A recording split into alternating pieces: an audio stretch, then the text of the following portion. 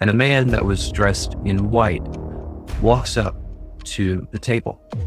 How did he know exactly what I wanted?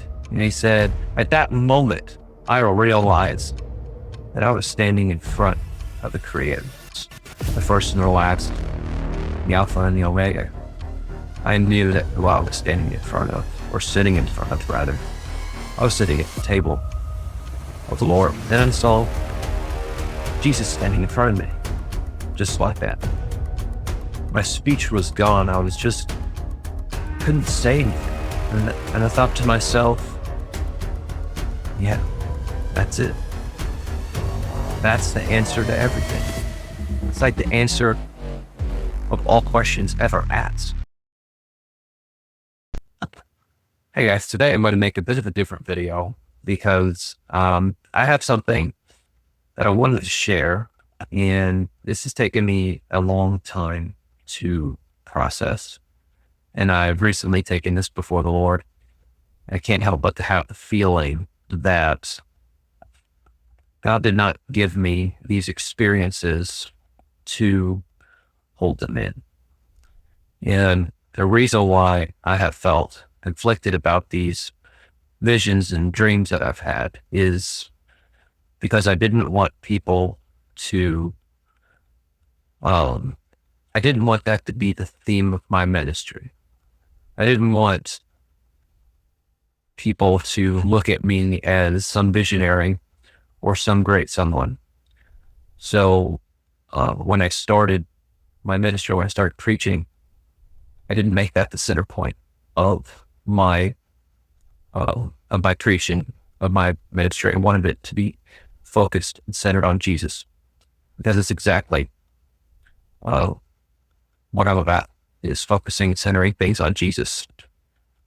But as I've been praying more and been dedicating more of my life to the Lord, I can't help but to return back to this, because this is sort of what has driven me to do what I've been doing this whole time during my walk with the Lord. So I'll start this by giving you an account of a dream that I had back in 2015. And at this time, I wasn't particularly a religious person, although I believed. But I'll just say that I didn't pray much. I didn't read my Bible much. I was just sort of living, I would say. But at this time, it was around 2015, and nothing really happened at that time in my life to really precipitate such a dramatic experience. Nevertheless, I had a dream, and I was in a place, and it was almost like something you'd see in medieval times. I was like in a tavern.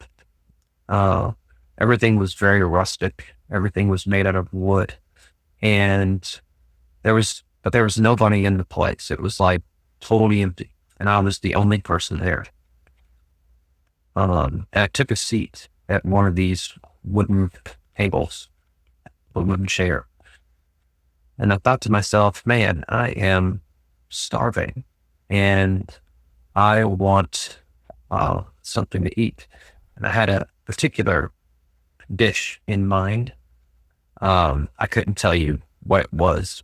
I can't. It eludes me at this moment. So I don't know. Can't remember what it was, but it was a particular dish, and it just happened in my head. And I hadn't said anything to anyone. There was no one there.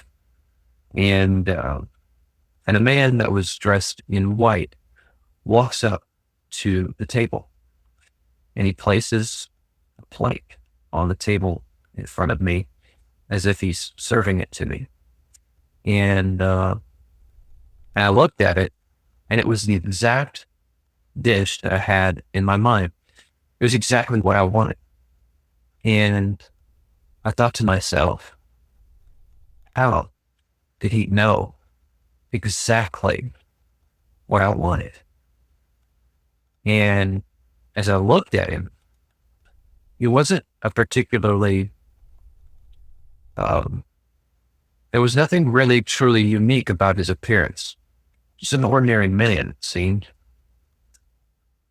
And I said, "How did you know what I wanted?" And he said, "I've known you since the seventh day." And I thought to myself, oh my God, like at that moment, I realized that I was standing in front of the Creator. I realized in that moment that who this person was no ordinary man, that this was Jesus, that this was God. This was the Creator of the universe, the divine, the King of Kings, the Lord of Lords, the first and the last, the Alpha and the Omega. I knew that who I was standing in front of, or sitting in front of, rather. I was sitting at the table of the Lord. And he reached down to me and he grabbed me in my right arm, just like right on my bicep. And I felt this power surge through me. I felt this amazing power surge through me. It was like in my veins, in my bones. I felt it in my cell and my inner being, my all of my person felt this power. And I thought in that moment I could die and everything would be all right. I can just die and go with him and everything would be fine. And but I couldn't get over this amazing power that I was feeling. And I said to him, I can feel it in my bones. I can feel it in my veins. And he said to me, that is the transformation power of Jehovah. And then I woke up. And needless to say, I was quite disturbed by this dream. I even told my pastor, my friend, my teacher. He was all those things to me. And he said that must have been the vision from God. And then he was just like, well, just keep it in your heart. Pray. And I did. And I knew that I had experienced something like I had never experienced before. Like that was amazing. But I sort of just went on with my life. I didn't make any dramatic shifts towards or make any dramatic improvements in my Christianity after that. I just kind of went on living. And last year, my friend, my pastor, my teacher passed away in August. And that made a profound change in my life when I realized that I was no longer going to have that teacher, that I was going to have to be the teacher. And I was going to have to buck up spiritually. I was going to have to really take up the mantle. And so I did. And I began preaching about 3 weeks after he passed away. And as I did that, I began to have these feelings, just amazing prayers. And I could just feel myself drawing closer to God. And then another night I had a dream, another one. And in this dream, I was in a place. It was like a room, but a large room. And I saw my friend, and he was on the ground, dying. I saw him dying. And I looked around to see if there was anybody there, if there was anyone who could help. If there's anybody who could save his life. But there was no one. There's nowhere around. There was nowhere near. And I watched him breathe his last. And as his body expired, he just disappeared into thin air. It was like, poof, he was gone. And then I saw Jesus standing in front of me, just like that. And I was utterly confounded and confused. And just thoughts swirling in my mind.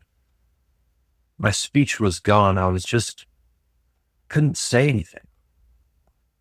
And with that, I was like, I just didn't understand why. How? It was my friend laying on the ground dying, and now he's gone. And you're here. Jesus. Just, what? And he said to me, I am who I've always been, in a stern voice, just like that. And I thought to myself, yeah, that's it. That's the answer to everything. That's like the answer to all of my questions. It's like the answer of all questions ever asked, was that Jesus is who he's always been. And then he said, and as I was still asking, like still wondering in my head, he said, I am what I am, what I am, 3 times, just like that. And then a peace came over me. And again, this feeling of, I could just die right now and that would be just fine. That would be okay. I could just go with it. And he lifted me up in his arms and we began to ascend out of that room. And we came to a different place, whether it was in heaven or on earth, I have no idea. But we ascended out of that place and came to another place where I saw these 2 stone-like structures, and 2 men came out from behind them from either side. And I knew that these men were angels. So nobody had to tell me. I just knew that these were angels. These were not ordinary men, but they had the appearance of ordinary men, but they weren't. I knew they were angels. And one of them reached out his arm and said, behold, the 12 stones of the 12 tribes of Israel. And I looked at them, and they all had these inscriptions on them, but I couldn't read any of them. And then in an instant, he backed them all up, just like that. He didn't have to pick them up. He was just, boom, they were in it. And he handed them to me. And I took them. And he didn't say anything else after that. But it was like, I felt his words. And he was saying, it was like his words were saying, here, these are yours now to carry. And that was the end of that dream. And needless to say, this made me pray for days. This made me pray for days after this one. And I didn't know anything about, I really hadn't done a study or a deep dive into the 12 stones of the 12 tribes of Israel. But as I read on those things, I realized that this was a symbolic, those stones were symbolism of Israel's freedom. These were a symbol of the children of Israel coming out from their dependence on Moses and finding their independence in God.